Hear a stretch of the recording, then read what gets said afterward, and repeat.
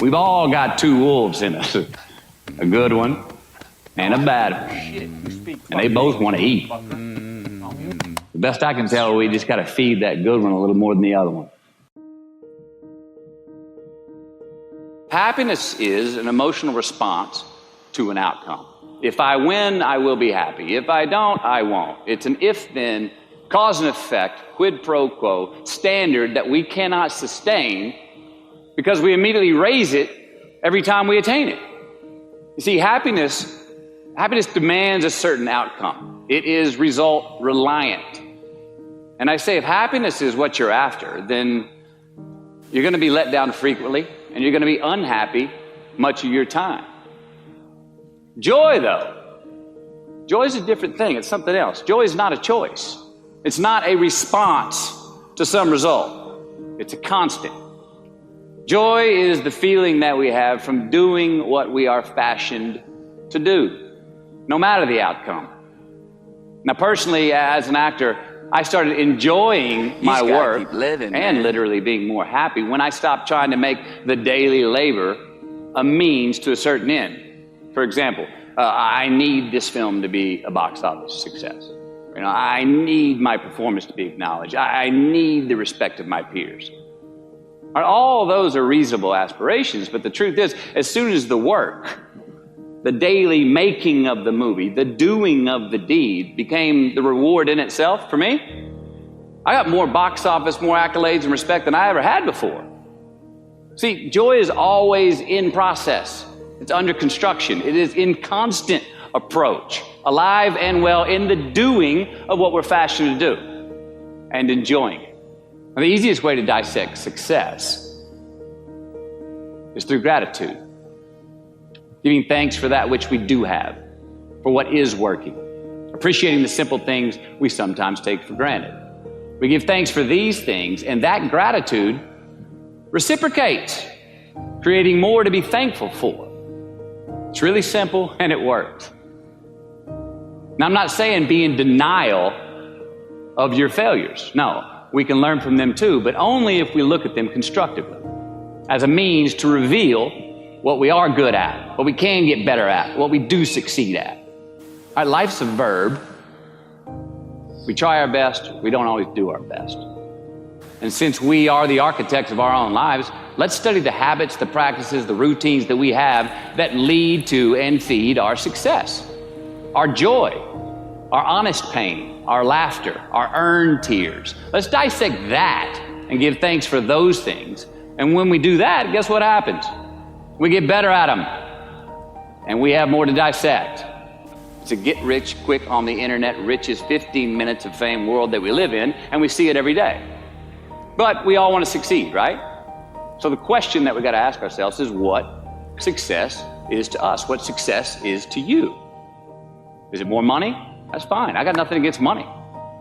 Maybe it's a healthy family. Maybe it's a happy marriage. Maybe it's to help others, to be famous, to be spiritually sound, to leave the world a little bit better place than you found it. Continue to ask yourself that question. Now, your answer may change over time, and that's fine. But do yourself this favor.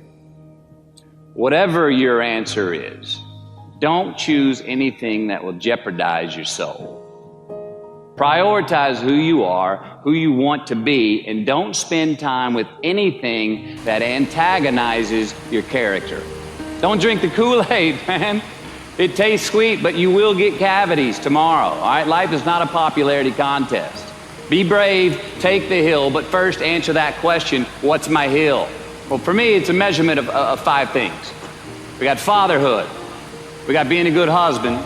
We got my health, mind, body, and spirit. We got career, and we got friendships. These are what's important to me in my life right now. Because I want to keep all 5 in healthy shape. And I know that if I don't take care of them, if I don't keep up maintenance on them, one of them is going to get weak, man. It's going to dip too deep into the debit section. It's going to go bankrupt. It's going to get sick, die even. So first, we have to define success for ourselves. And then we have to put in the work to maintain it. Take that daily tally. Tend our garden. Keep the things that are important to us in good shape. Defining ourselves by what we are not is the first step that leads us to really knowing who we are. You know that group of friends that you hang out with that they really might not bring out the best in you? You know, they gossip too much, or they're kind of shady. They really aren't going to be there for you in a pinch. Or how about that bar that we keep going to that we always seem to have the worst hangover from? Or that computer screen, right? That computer screen that keeps giving us an excuse not to get out of the house and engage with the world and get some real human interaction. Or how about that food that we keep eating? The stuff that tastes so good going down, it makes us feel like crap the next week. We feel lethargic and we keep putting on weight. Well, those people, those places, those things, stop giving them your time and energy. Just don't go there. I mean, put them down. And when you do this, when you do put them down, when you quit going there, when you quit giving them your time, you inadvertently find yourself spending more time and in more places that are healthy for you, that bring you more joy. Why? Because you just eliminated the who's, the where's, the what's, and the when's that were keeping you from your identity. Like, trust me, too many options, I promise you this, too many options will make a tyrant of us all. All right, so get rid of the excess, the wasted time. Decrease your options.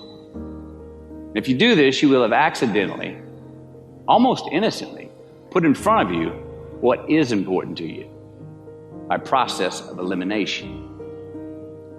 Knowing who we are is hard. It's hard. So give yourself a break. Eliminate who you are not first, and you're going to find yourself where you need to be. Make voluntary obligations. I'm talking about the ones that we make with ourselves, with our God, with our own consciousness. I'm talking about the you versus you obligations. We have to have them. Now again, these are not societal laws and expectations that we acknowledge and endow for anyone other than ourselves. These are faith-based obligations that we make on our own. These are not the lowered insurance rates for a good driving record.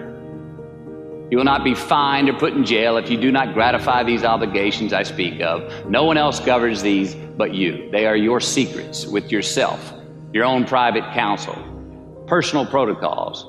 And while nobody throws you a party when you abide by them, no one's going to arrest you when you break them either, except yourself. An honest man's pillow is his peace of mind. And when you lay down on that pillow at night, no matter who's in your bed, we all sleep alone. These are your personal Jiminy Crickets, and there are not enough cops in the entire world to police them. It's on you. It's on you.